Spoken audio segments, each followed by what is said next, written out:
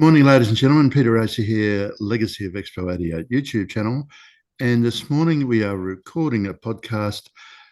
I'm on Thursday morning and John's on Wednesday night. That's right. And Long day. John, it's a great privilege to catch up with you again. Likewise. The 35th anniversary of Expo 88 has gone past, but your two wonderful gifts have resulted, and I will load up on the final YouTube the photos of the Paradigm Lectern version 1, which featured the good town of Blackbutt, where I am now living, and more importantly, the second one, which became active towards the end of the 35th, was the Lucinda Paradigm Lectern, and the Queensland Maritime Museum is using that on a regular basis in front of their wonderful exhibit, Great. the Lucinda. This is the world premiere of the Paradigm Lectern. And Ian, over to you to tell us a little bit about it with your very effective co-worker who did the letters. Hi, it's Ian Tiger here. So the wood on the main part is Moreton Bay fig, which is a local tree from Moreton Bay through up to here. And most of the design come out of the head from just looking at others, and it's come out looking good. It come out looking fantastic. So, Cool. one of the items I wanted to try and catch up was just an update of how your career is going of recent time, before we started to talk about some of the congratulations that I need to pass on to you from David Hinchcliffe and Sallyanne Atkinson. So, your career. Throughout my career, I've been working on public art projects for the most part. I have projects throughout the states, coast to coast, around the world, 27 different countries. And starting in 2003 up to a year ago or so, 24 large-scale public sculptures throughout China. At the beginning of COVID, I installed a Percent for Art, Ohio Percent for Art project for a nearby university, Central State in Ohio. And then just this past autumn, I installed another Percent for Art sculpture for Ohio University in Athens, Ohio. It was a very large project. It ended up being 27 feet high, stainless steel, and it includes a companion 21-ton, 12-foot high moraine boulder. A moraine boulder is one that has been brought down from Canada to southern Ohio by the glaciers. And this was a particularly beautiful kind of rectangular block, 21 tons worth, that I found in a quarry 10 miles away, gravel quarry. And I'd seen it years ago and had always wanted to use it. And then this came up. And the reason I used it on this project is because the sculpture was for Clippinger Chemistry Building, and within which they teach chemistry, physics, bioscience, geography, and geology. So the stainless steel sculpture speaks to the chemistry and physics aspect, and the boulder is sort of a nod to the geology and geography departments, because it speaks to the history of the geology and geography of Ohio. So it's about 40 feet away from the sculpture. They're about that much difference between. And it took 3 crane companies to get it standing up. The first 2 companies did not have the right equipment or the right experience. And finally, I found a third company that had enough experience. They all had gray beards. And so they stood it up. So And you must send some photos of that, and okay, I will. I'll edit those into the bottom of the YouTube so that Great. if people watch it as a YouTube instead of listening to it as a podcast, they will see what we're talking about. I'll do that straight away. That sounds really incredibly interesting, doesn't it? And So also, I don't think we canvassed what I thought was an incredibly important piece of yours in previous YouTubes, and that was the September the 11th Firefighters Memorial, if I remember correctly.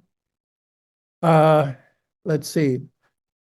I did a firefighters EMS memorial here in Ohio. That must have been what Uh, I'm thinking of. yeah. And that was installed in a park in the nearby city of Dayton and Centerville. Mm. So that was a very interesting project and one I was honored to be able to do. Very I'd moving, like I to, recall. yeah, I really like to do that kind of project because it gives the sculpture a greater context, not just being a work of art, but it gives it a context of memorializing those who have fallen, or like Paradigm at Expo, that was that the motif was that of a DNA molecular structure, also an axis mundi, a world axis, as well as a world tree. So it included those different concepts of universality that we all share and that cultures share. And so Expo at that point was kind of the center of the world.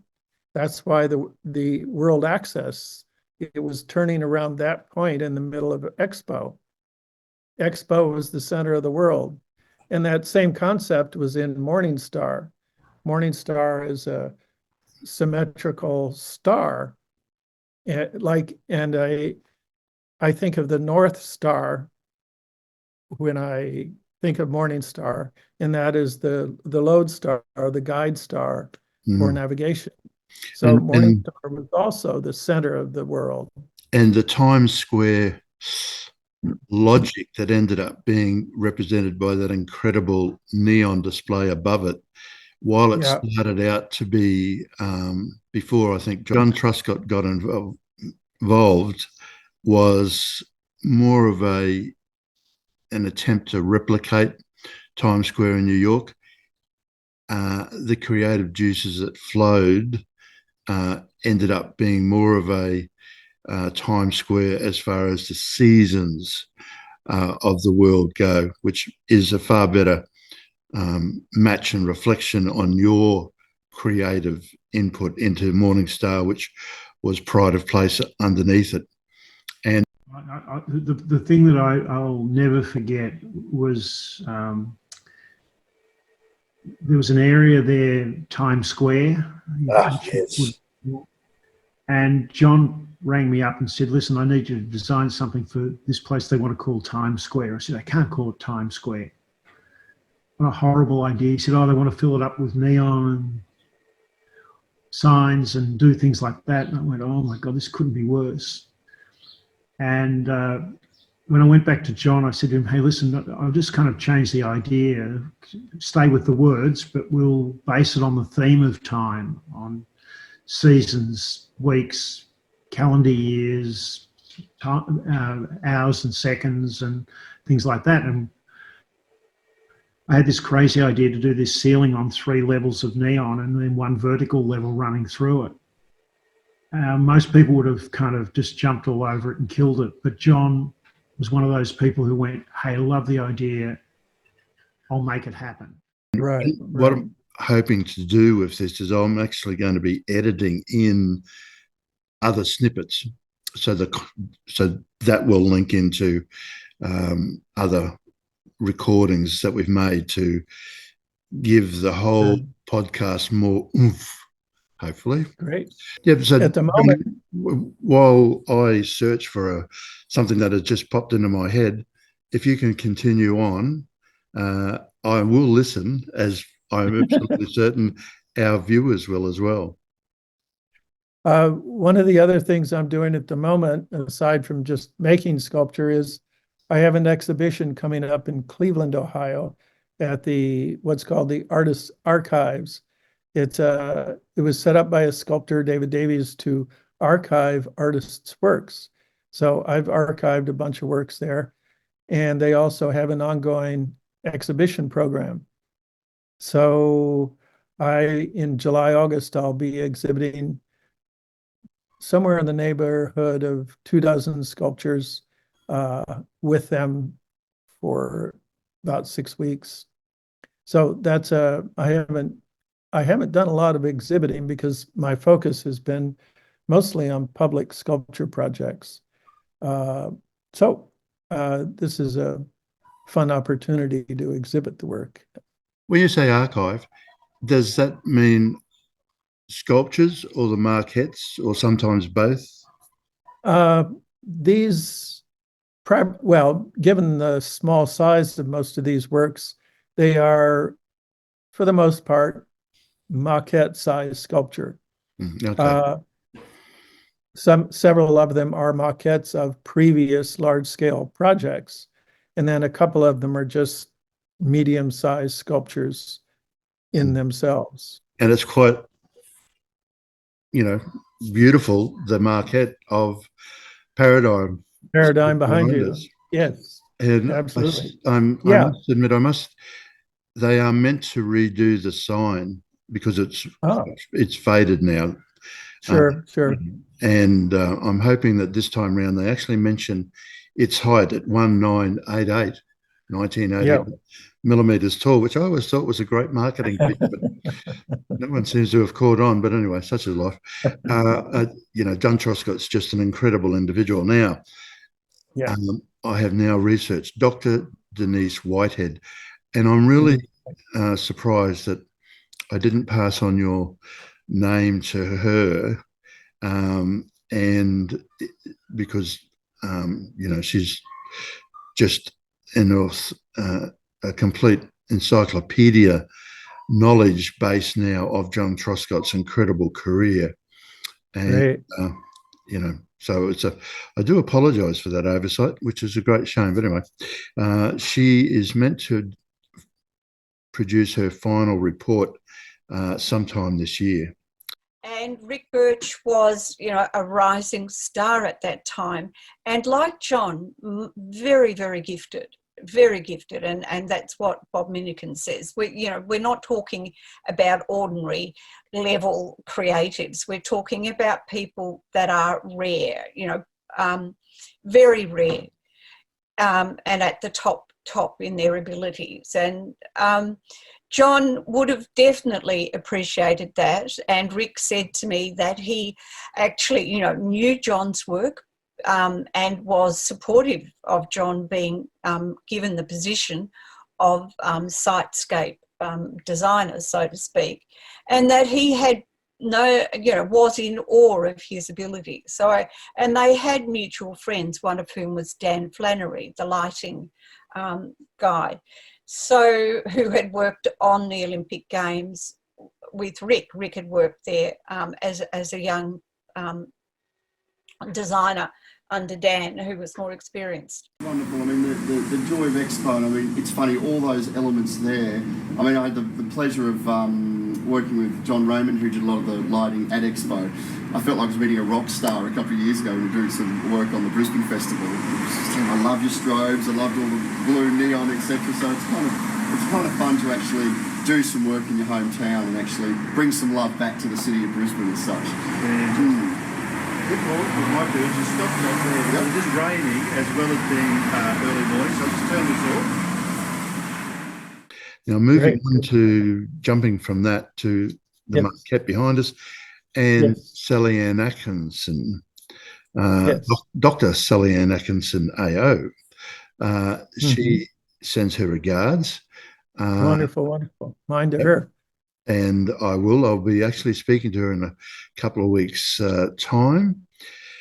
And that unveiling, which is shows she's very athletic, which I'll just put in the final little clip again of it. That was really a fun time.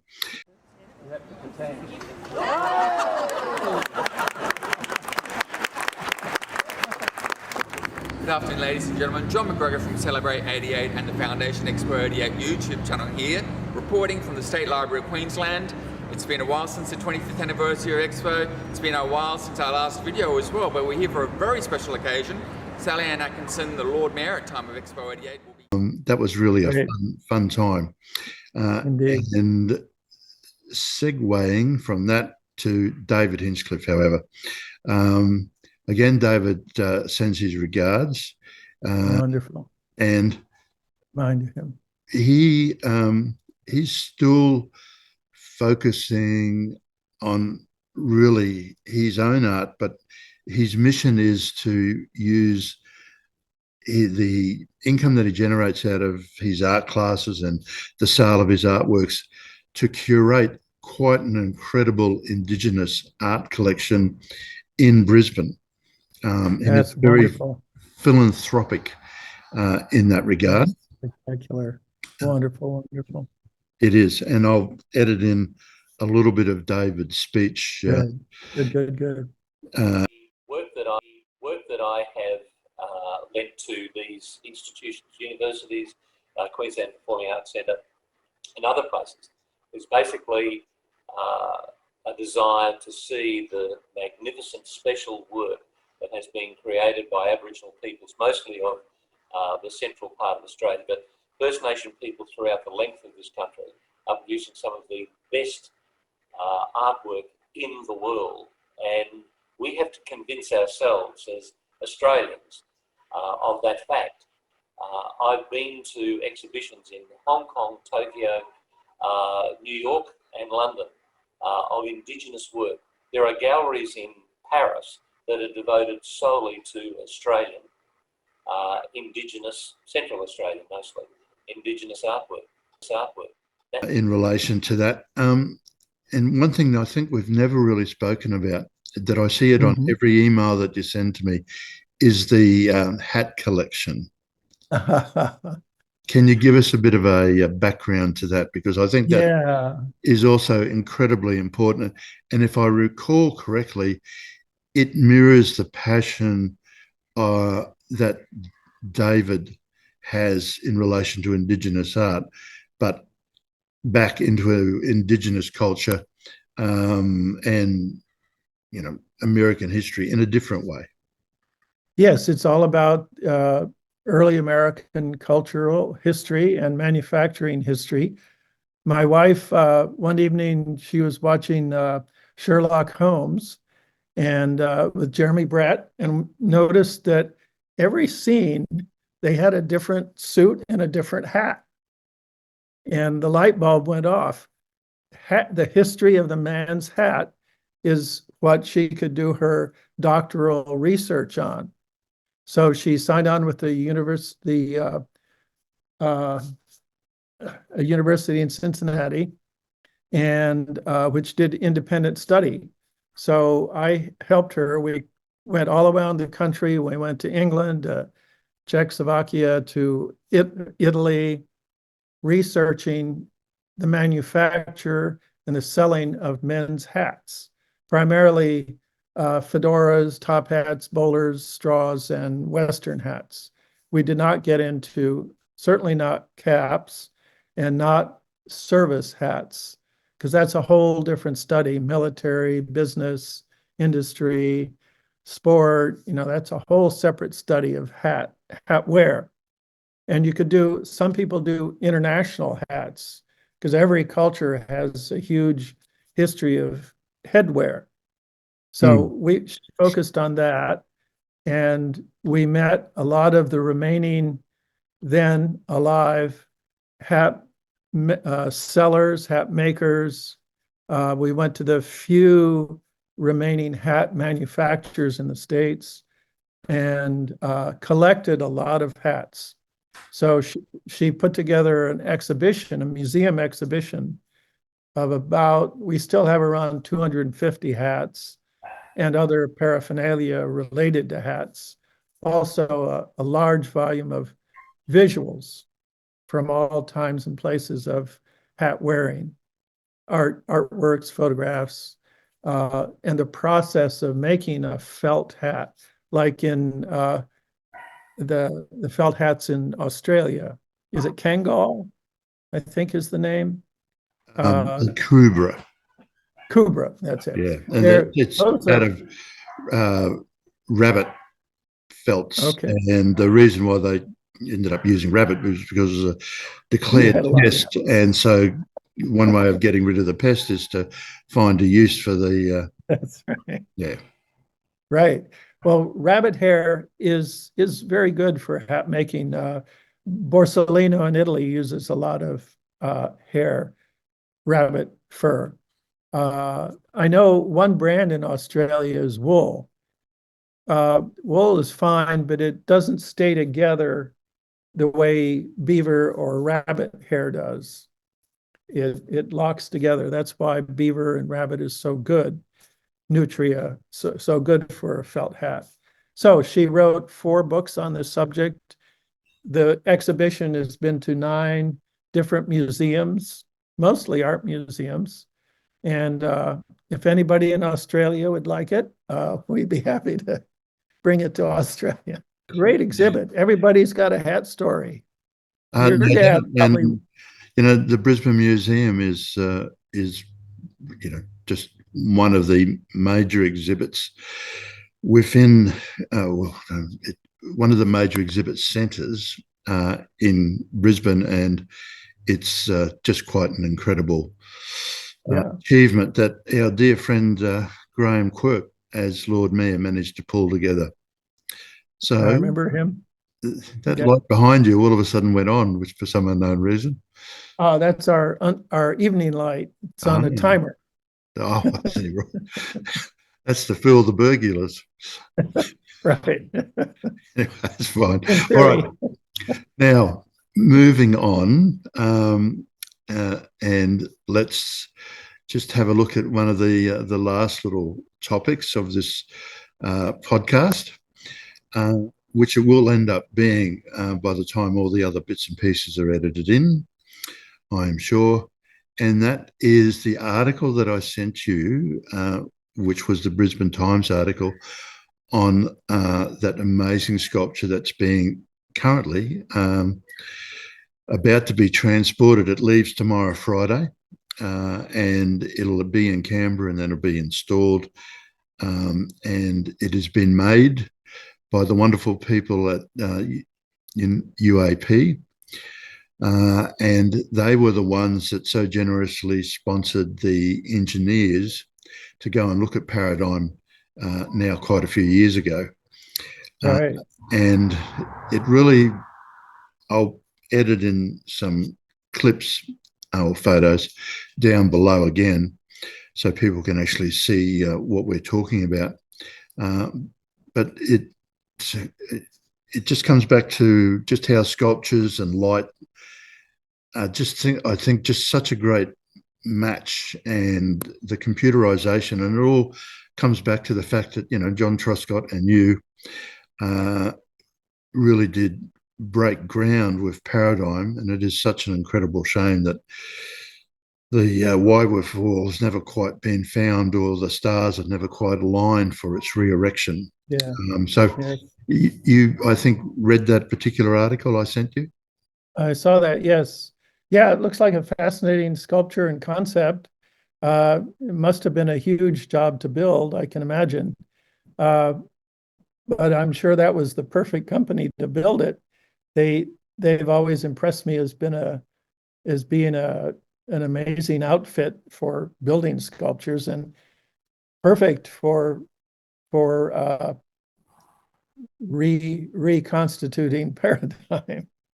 If only the money were available. Well, be the ones to do it. I'm not quite sure about that. They sort of create new artwork.